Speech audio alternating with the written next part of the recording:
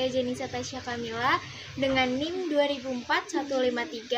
Saya mahasiswa dari Universitas Pendidikan Indonesia Kampus Daerah Cibiru, jurusan Pendidikan Guru Sekolah Dasar kelas 1A. Di sini saya akan menjelaskan video bertemakan urgensi landasan pendidikan bagi pendidik dengan judul Pentingnya Pendidik Memahami Landasan Filsafat Pendidikan. Simak ya baik-baik supaya mengerti. Pendidikan merupakan sebuah komponen yang sangat penting bagi kehidupan manusia.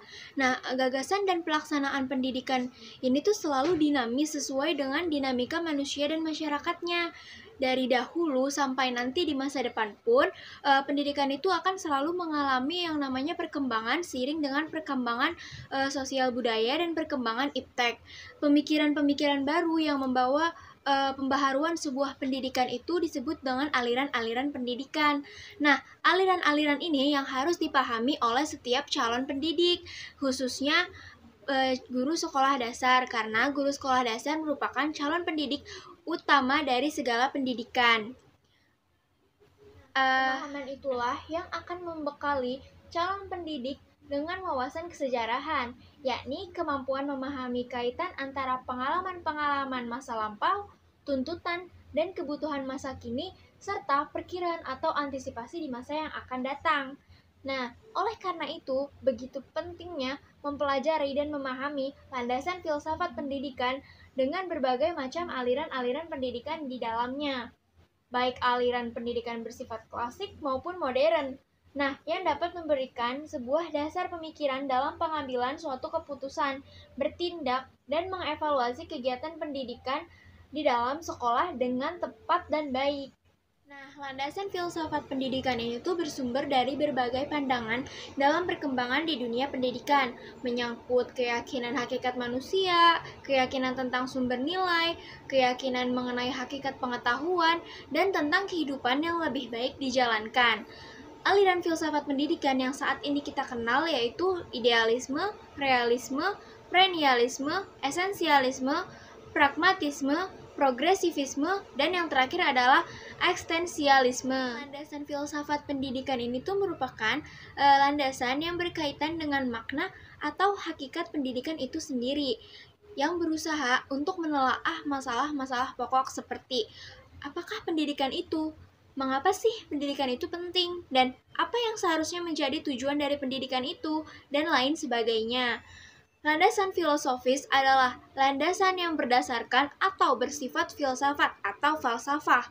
Nah, filsafat sendiri ini memiliki arti hasrat atau keinginan yang sungguh-sungguh akan kebenaran sejati, menurut Sutriyono dan Rita Hanafi tahun 2007. Landasan filsafat pendidikan ini tuh memberikan sebuah perspektif terhadap seorang calon pendidik atau guru atau ahli pendidikan yang sejogjanya merupakan sebuah kacamata yang dikenakan dalam memandang, menyikapi, serta melaksanakan tugasnya.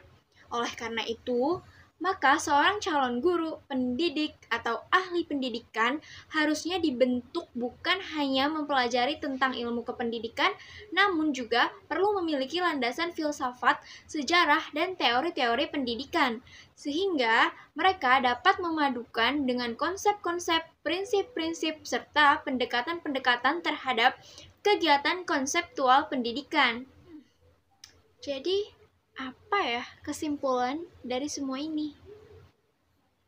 Nah, kesimpulannya adalah dengan demikian, landasan filsafat pendidikan itu harus tercermin di dalam semua keputusan, serta perbuatan dalam pelaksanaan tugas-tugas keguruan baik instruksional maupun non-instruksional. Atau dengan pendekatan lain, semua keputusan serta perbuatan pendidik yang dimaksud harus bersifat dan berlandaskan pendidikan.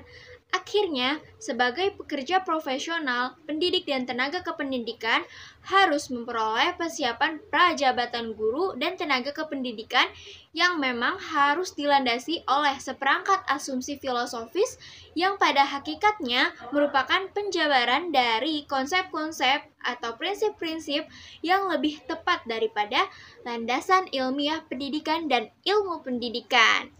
Nah, Selesai sudah pembahasan kita kali ini mengenai pentingnya pendidik memahami landasan filsafat pendidikan. Bagaimana? Apakah kalian semua sudah mengerti? Dan penjelasan yang saya jelaskan ini cukup jelas?